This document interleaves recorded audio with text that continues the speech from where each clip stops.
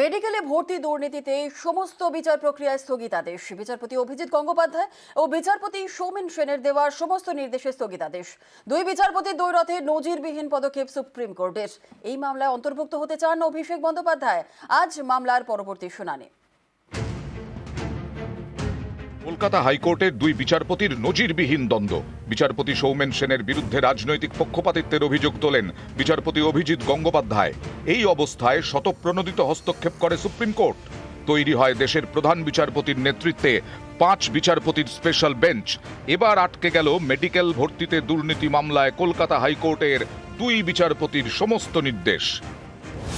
মেডিকেলে ভর্তি সংক্রান্ত সব মামলার বিচার প্রক্রিয়ায় স্থগিতাদেশ সুপ্রিম কোর্টের।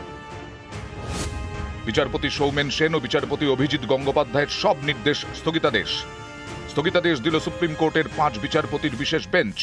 আগামী সোমবার এই মামলার পরবর্তী শুনানি। এই মামলায় অন্তর্ভুক্ত হতে চেয়ে আবেদন করতে চান অভিষেক বন্দ্যোপাধ্যায়।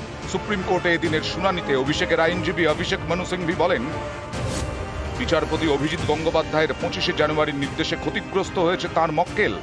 অভিষেকের নাম রয়েছে সেদিনের নির্দেশনামায়। আলাদা করে এই মামলায় আবেদন করতে চান অভিষেক। ঘটনার সূত্রপাত বৃহস্পতিবার। এজলাসের মধ্যেই সুর চড়ান বিচারপতি অভিজিৎ গঙ্গোপাধ্যায়। নিশানা করেন বিচারপতি সৌমেন সেনকে।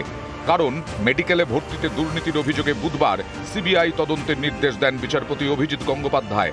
1 ঘন্টার মধ্যে তাতে স্থগিতাদেশ দেয় বিচারপতি সৌমেন সেনের ডিভিশন বেঞ্চ। এরপর বৃহস্পতিবার সিবিআইয়ের দায়ের করা এফআইআর খারিজের নির্দেশ দেয় সৌমেন সেনের ডিভিশন বেঞ্চ। এতেই বিস্ফোরক বিচারপতি অভিজিৎ গঙ্গোপাধ্যায় জানিয়ে দেন, ডিভিশন বেঞ্চের নির্দেশ অবৈধ। সিবিআই অবিলম্বে তদন্ত শুরু করবে। 2 মাসের মধ্যে তদন্ত শেষ করতে হবে সিবিআইকে। এই সব নির্দেশ দিতে গিয়ে বিচারপতি গঙ্গোপাধ্যায় বলেন, এফআইআর খারিজের যে নির্দেশ বিচারপতি সৌমেন সেন দিয়েছেন সেটা রাজনৈতিক উদ্দেশ্য নিয়ে দিয়েছেন, ফলে নির্দেশ বৈধ নয়। সিবিআইয়ের উচিত তদন্ত এগিয়ে নিয়ে যাওয়া। বড়দিনের ছুটির আগে বিচারপতি অমৃতা সিনহাকে নিজের চেম্বারে ডেকেছিলেন বিচারপতি সৌমেন সেন। সেখানে বিচারপতি সিনহাকে রাজনৈতিক নেতার মতো নির্দেশ দেন বিচারপতি সেন। প্রথমে বলেন, অভিষেক বন্দ্যোপাধ্যায় রাজনৈতিক ভবিষ্যৎ আছে, তাকে বিরক্ত করা যাবে না। বিচারপতি অমৃতা সিনহার এজলাসে শুনানির লাইভ স্ট্রিমিং বন্ধ করতে হবে। বিচারপতি সেনেও বলেন, প্রাথমিকের 2টি মামলা খারিজ করতে হবে বিচারপতি সিনহাকে। কলকাতা হাইকোর্টের প্রধান বিচারপতিকে এ সব জানান বিচারপতি অমৃতা সিনহা। আমি বিচারপতি সিনহার কাছ থেকে এটা জানতে পেরেছি।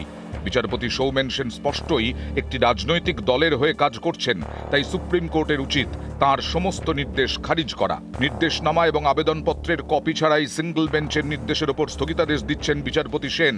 ভুল বার্তা পাঠাচ্ছেন বিচারপতি সেন। এই মামলায় রাজনৈতিক স্বার্থ জড়িত থাকার ব্যক্তির মতো আচরণ করছেন বিচারপতি সেন। কয়েকজন রাজনৈতিক ব্যক্তিকে বাঁচানোর চেষ্টা করছেন। কেন তার বিরুদ্ধে ইমপিচমেন্টের প্রক্রিয়া শুরু হবে না? কেন সুপ্রিম কোর্টের নির্দেশ থাকা সত্ত্বেও 2 বছর ধরে তার বদলি হচ্ছে না? অন্য বিচারপতিদের তো হয়ে গেছে। কে তাকে বাঁচাচ্ছে? আমি দেশের প্রধান বিচারপতিকে বিষয়টি দেখার জন্য অনুরোধ করব। এ সবই নির্দেশনামায় লেখেন বিচারপতি অভিজিৎ গঙ্গোপাধ্যায়। এরপর বৃহস্পতিবার শিক্ষা সংক্রান্ত সব মামলা সৌমেন সেনের বেঞ্চ থেকে সরানো হয়।